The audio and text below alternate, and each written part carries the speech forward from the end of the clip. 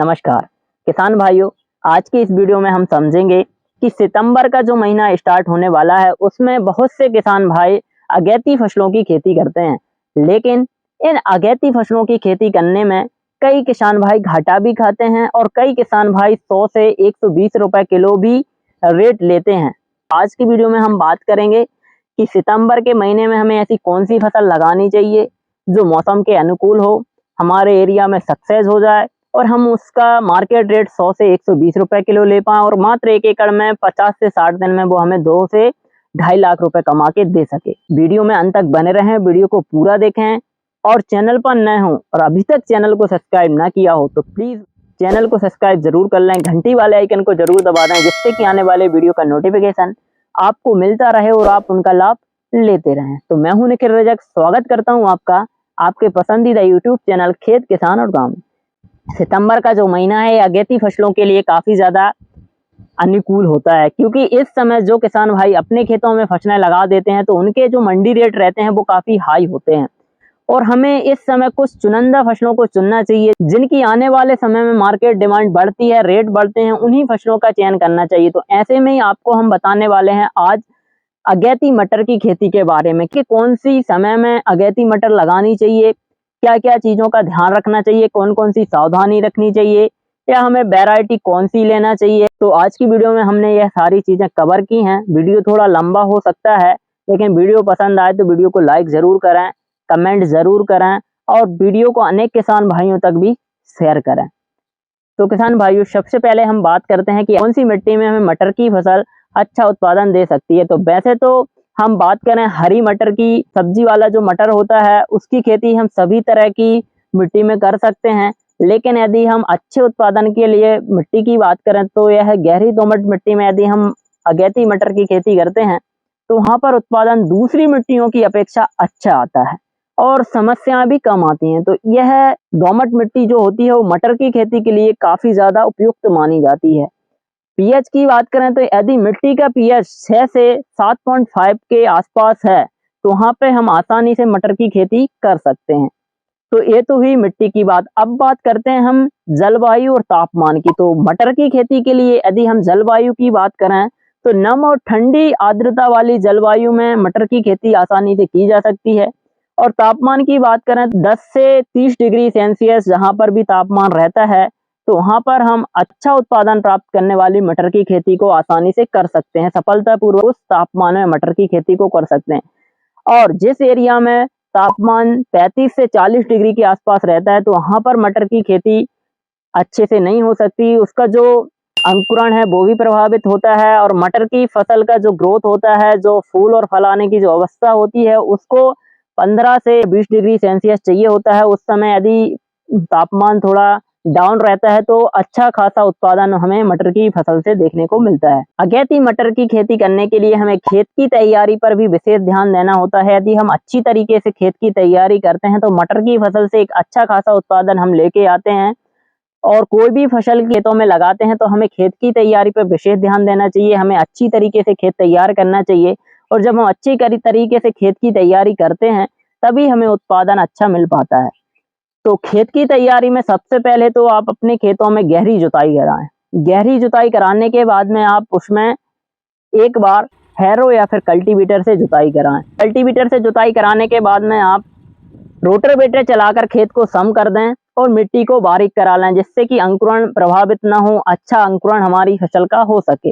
यदि मिट्टी मुलायम होगी, बारीक होगी, वहां पर जब हम बीज लगाएंगे तो उसका जो अंकुरण है वो काफी अच्छा आएगा। अब इसके बाद में बात करते हैं हम कि बेसल खाद या खाद प्रबंधन में हमें किस तरह से ध्यान देना चाहिए।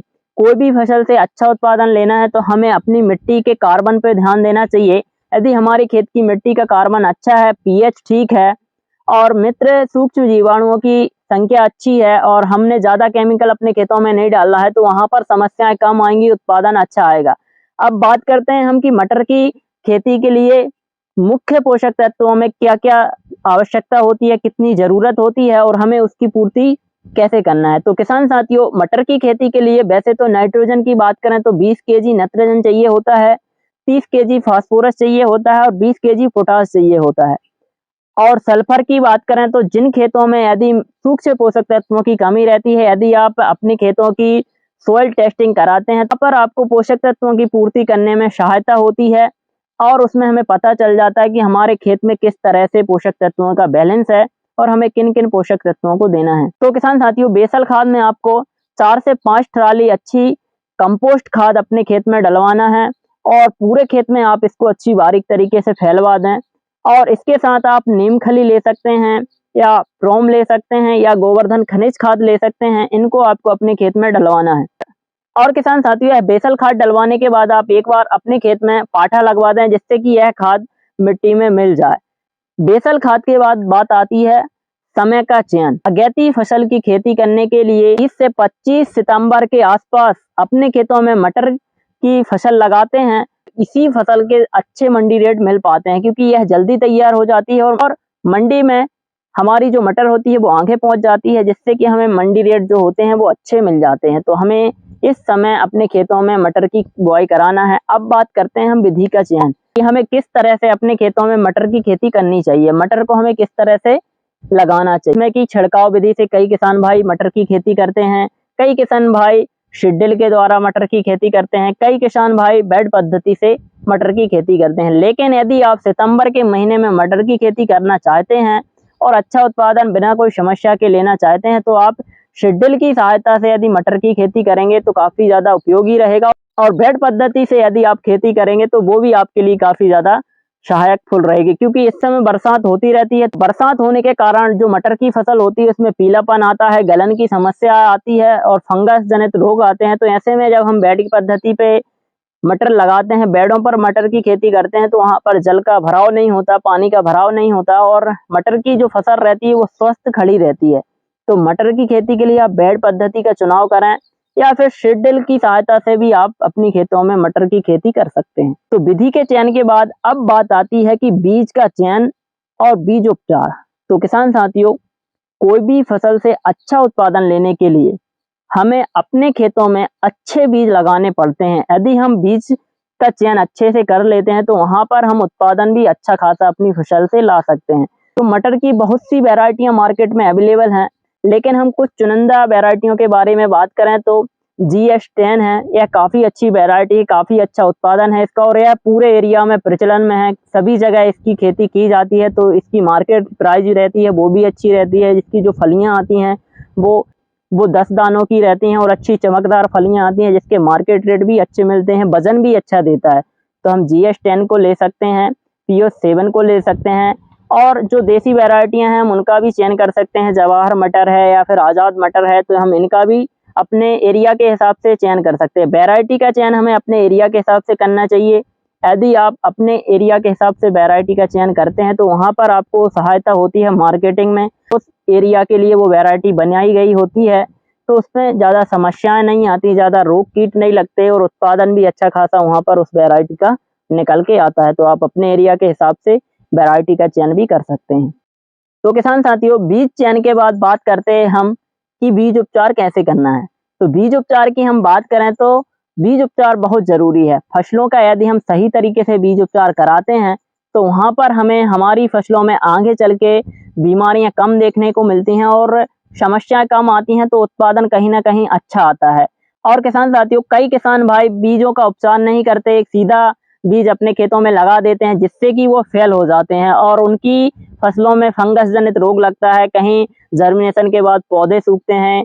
कई किसान साथियों की फसलों में फंगस जनित रोग आते हैं, फसल पीली पड़ती है, डाउनी आती है, फ्यूजेरियम बिल्ट आता है। तो ऐसी बहुत सी बीमारियां हैं जो बीजों के द्वारा होती हैं और जमीन के द्वारा फैलती हैं, तो हमें उनका उपचार करना बहुत जरूरी है। तो बीज उपचार करते हैं तो यह समस्याएं हमारी कम हो जाती हैं। तो इसके लिए आपको जैविक तरीके से बीज उपचार करना चाहिए।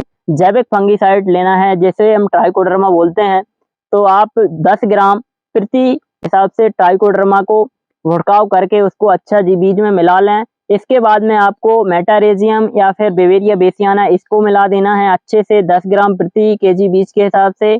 और राइजोबियम का जो कल्चर आता है उसको भी मिलाना है, क्योंकि जो मटर की जो जड़ें होती हैं उनमें राइजोबियम की गांठें पाई जाती हैं और यह खेती के लिए बहुत ज़्यादा उपयोगी होता है। नाइट्रोजन का स्थिरीकरण करता है, जो वायुमंडल में 78% नाइट्रोजन है उसको अवशोषित कर लेता है और धीरे धीरे प्लांट्स को यह बैक्टीरिया देता रहता है। तो इसके लिए हमें राइजोबियम कल्चर 10 ग्राम प्रति केजी के हिसाब से आप इसको भी कोटिंग करा दें और थोड़ा छांव में सुखाएं। छांव में सुखाने के बाद में आपको इस बीज की सीधी बिजाई करा देना है।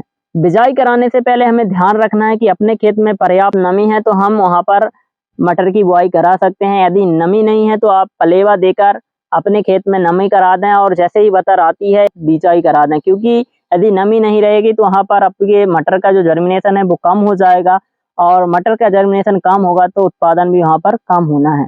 मटर में किस समय कौन से रोग का अटैक होता है और हमें उसका जैविक तरीके से कैसे नियंत्रण करना चाहिए, तो आप चैनल को सब्सक्राइब करके रख लें और बेल आइकन को दबा के रख लें, जिससे कि आने वाले वीडियो का नोटिफिकेशन आपको मिल जाए और आपको समय समय पर उसकी जानकारी मिलती रहे और आप उस जानकारी से अपनी फसलों से लाभ लेते रहें। और किसान साथियों, वीडियो पसंद आया हो तो वीडियो को लाइक करें, वीडियो को अधिक किसान भाइयों तक शेयर करें और वीडियो में कमेंट करें कि वीडियो कैसा लगा और आपको किस फसल से संबंधित जानकारी चाहिए है, तो मैं वह जानकारी आप तक ला के दूंगा। मिलते हैं नई वीडियो में नई जानकारी के साथ। धन्यवाद। जय जवान जय किसान।